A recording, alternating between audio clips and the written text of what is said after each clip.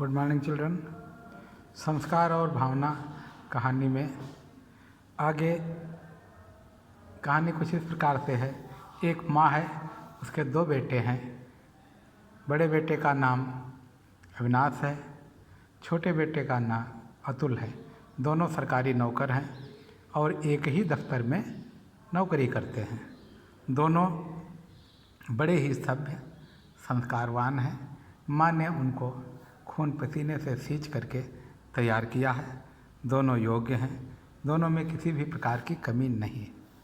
वे अपनी माँ का समान रूप से आदर भी करते हैं, माँ से समान रूप से प्यार भी करते हैं और परिवार बड़ा फला फूला है, बहुत अच्छी तरीके से प्रसन्नता से निर्वाह हो रहा है। लेकिन यहाँ पर कुछ विसंगति पैदा हुई। वह ये कि अविनाश का अपने साथ में पढ़ने वाली एक लड़की से लगाव हो गया, प्रेम हो गया और वो उसके साथ में प्रेम विवाह कर लेता है। प्रेम विवाह करके आता है तो माँ उसको जब पता लगता है, पता करती है कि ये किस जात की है, किस बिरादरी की है, तो पता लगता है ये बंगाली लड़की है और नीच जात की है, अछूत है। तो माँ उसको घर में रहने की इजाज़त नहीं देती है, जिसका परिणाम ये होता है कि वह अलग रहने लगता है।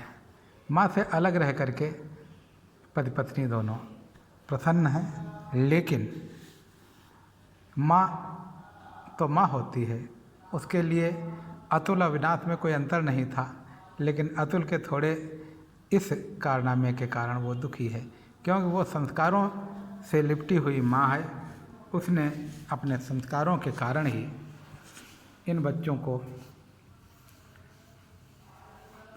एक गुलामी में डाल रखा है।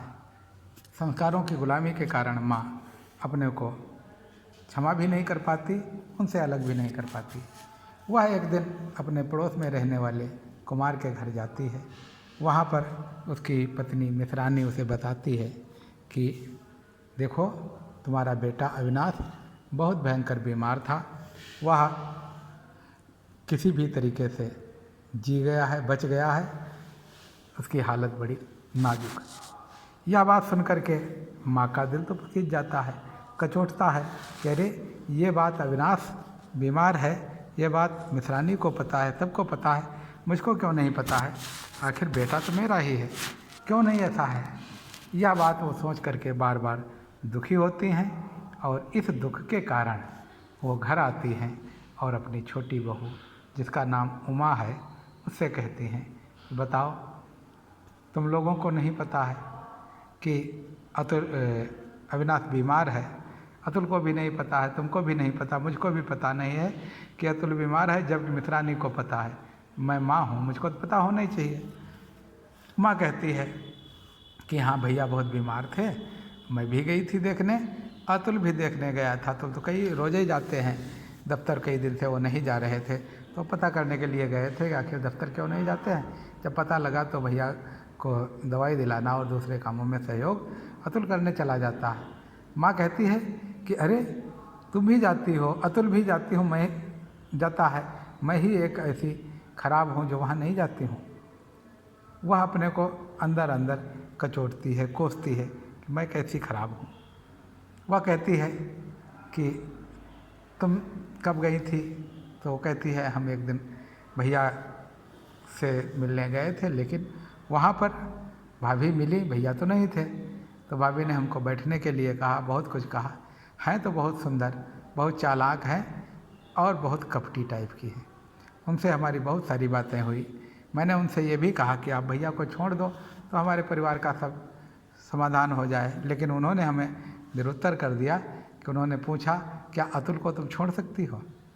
आखिर मैं 7 भांवरे दार करके लाई हूँ, अतुल को कैसे छोड़ सकती हूँ? तो उन्होंने कहा, बस जिस प्रकार से तुम अतुल को नहीं छोड़ सकती हो, उसी प्रकार से मैं अविनाश से अलग नहीं हो सकती हूँ।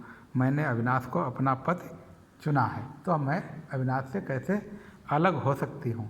ये बात उन्होंने कहा। वो हमें चाय पिलाना चाहती थी, लेकिन मैंने मना कर दिया और चाय नहीं पी, चली आई। वो हमसे बहुत सारी बातें करना चाहती थी, लेकिन मैंने उनसे कोई और बात नहीं कही और सीधे चली आई। माँ बहुत ही ग्लानि से भर जाती हैं। वो सोचती हैं, अरे बताओ, उमा जाती है, अतुल जाता है, मैं नहीं जाती हूँ। मैं कैसी संस्कारों की दासी बन गई हूँ, मैं कैसी खराब माँ हूँ। ये उनको ग्लानि होती है।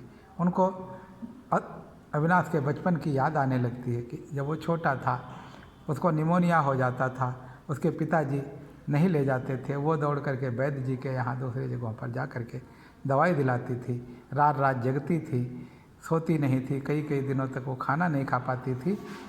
अविनाश को ठीक कराने के जब ठीक हो जाता था तभी खाना खा पाती थी।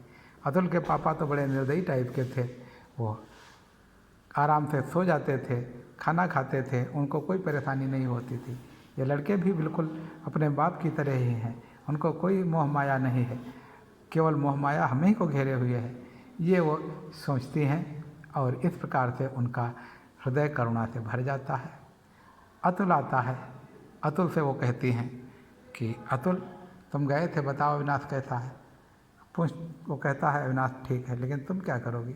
कहते नहीं अतुल, ऐसा करो, गाड़ी लाओ, तांगा मंगाओ, मैं अतुल के पास में चलूँगी और अविनाश के पास में चलूँगी और अविनाश को देखती हूँ कैसा है, आखिर तो मेरा बेटा है।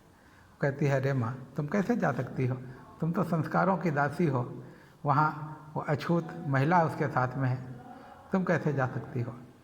उमा कहती है कि माता जी, भाभी बीमार हैं, इस समय भाभी मरणासन्न स्थिति में हैं, लेकिन भैया के पास में इतने पैसे नहीं हैं, इतना दिल नहीं है जो भाभी को बचा सके। जबकि भाभी ने अपना सर्वस्व न्यौछावर करके भैया को बचाने का प्रयास किया और भैया आज जीवित हैं तो भाभी की बदौलत, लेकिन भाभी के लिए भैया के मन में तनिक भी रहम नहीं है जो भाभी को बचा सकें, पैसा लगा सकें।